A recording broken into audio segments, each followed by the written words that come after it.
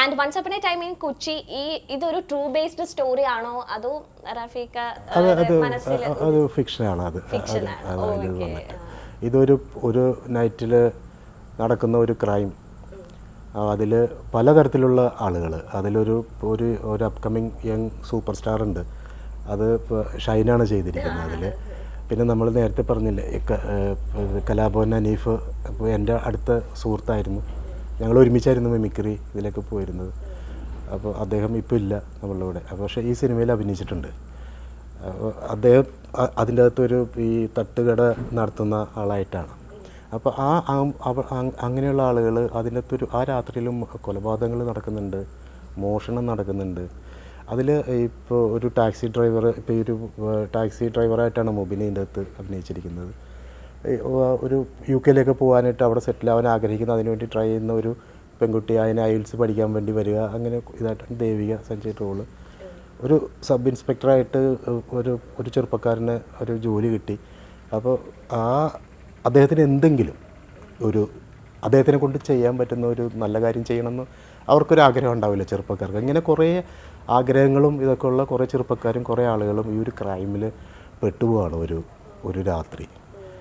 അപ്പോൾ അതിനെ ബേസ് ചെയ്തിട്ടാണ് ഈ മുന്നോട്ട് പോകുന്നത്. അപ്പോൾ ഒരു ഏജ് ഇപ്പം മുബിൻ, അർജുൻ, ദേവികയൊക്കെ ചെയ്യുന്ന കഥാപാത്രങ്ങൾ എന്ന് വെച്ചാൽ പ്രതീക്ഷയുടെ ഭാവിയെ നോക്കുന്ന സമയമാണ്. അപ്പോൾ ഇങ്ങനൊരു അവസ്ഥയിൽ ഈ ഒരു തലമുറയിലെ ആളുകൾ വന്ന് പെട്ടാൽ എങ്ങനെയായിരിക്കും അതിനെ അഭിമുഖീകരിക്കുന്നതെന്ന് പറയുന്നതാണ് സിനിമയുടെ ടോട്ടലായിട്ടുള്ള സാധനം. ഇപ്പം നമ്മൾ കുറച്ച് നാളിപ്പോൾ എടുത്തു നോക്കുകയാണെങ്കിൽ ഇപ്പം മൊത്തത്തിൽ പ്രേക്ഷകർ ഫിലിമിനെ അപ്രോച്ച് ചെയ്യുന്ന വിധം മാറിയിട്ടുണ്ട്. ഡയറക്ഷൻ മെത്തേഡ് അല്ലെങ്കിൽ റൈറ്റിംഗ് മെത്തേഡ്. ഇപ്പോൾ സാറ് ഒത്തിരി സീനിയർ ആയതുകൊണ്ട് ചോദിക്കുകയാണ്, ഇപ്പത്തിലേക്ക് ഒന്ന് അഡാപ്റ്റ് ചെയ്യാൻ വേണ്ടി സാറ് എന്തൊക്കെ മാറ്റങ്ങൾ സ്വയം വരുത്തിയിട്ടുണ്ട്? അതങ്ങനെ ഒരു ദിവസം കൊണ്ട് വരുത്തേണ്ടതല്ല. കാരണം ഈ മാറ്റങ്ങൾ വരുന്നത് പെട്ടെന്നല്ല. ഇപ്പോൾ നമ്മൾ ജീവിതത്തിൽ തന്നെ എല്ലാ കാര്യങ്ങളും നമ്മൾ വീട്ടിലായാലും നമ്മൾ വിദ്യാഭ്യാസ സ്ഥാപനങ്ങളിലായാലും ജോലി സ്ഥലങ്ങളിലായാലും ഒക്കെ ഈ ഓരോ ദിവസം കഴിയുന്തോറും ചില പുതിയ മാറ്റങ്ങൾ വന്നുകൊണ്ടിരിക്കും. അപ്പോൾ അതനുസരിച്ച് സിനിമയും മാറും. അപ്പോൾ നമ്മളും അതിനോടൊപ്പം മാറും ഓട്ടോമാറ്റിക്കായിട്ട്. പക്ഷേ നമ്മൾ എല്ലാ സിനിമകളും കാണുക, പ്രേക്ഷകരുടെ അഭിപ്രായങ്ങൾ അറിയുക, എന്ത് മാറ്റങ്ങളാണ് വരുന്നതെന്ന് മനസ്സിലാക്കുക. അപ്പോൾ അങ്ങനെ നോക്കിക്കൊണ്ടിരിക്കണം ഏത് കാലഘട്ടത്തിലും. അത് ഇപ്പോൾ ഒരു സുപ്രഭാതത്തിൽ നമ്മൾ മാറുന്നതല്ല. ഞങ്ങൾ വന്ന കാലം മുതൽ ഓരോ സമയത്തുള്ള സിനിമകൾ എടുത്താലും അത് മാറ്റങ്ങൾ ഉണ്ടാവും.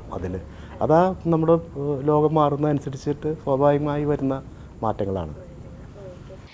ഈ മൂവിയിൽ പാട്ട് പാടിയിട്ടുണ്ടോ? ഇക്കയുടേതായ കമ്പോസിഷനും കാര്യങ്ങളും ഈ മൂവിയിലുണ്ട്. പാടിയിട്ടുണ്ട്. മറ്റേ ഞാൻ അഭിനയിച്ചേക്കുന്ന സീക്വൻസിലുള്ള പാട്ട്, കല്യാണ പാട്ടിൽ അതിൽ പാടിയിട്ടുണ്ട്. ഇക്കയുടെ മൂവീസ് എടുത്ത് നോക്കുമ്പോൾ ഒരു പാട്ട് മ്യൂസിക് ചെയ്തിട്ടുണ്ട് അതിൽ, ഒരു ലവ് സോങ്. ഓക്കെ.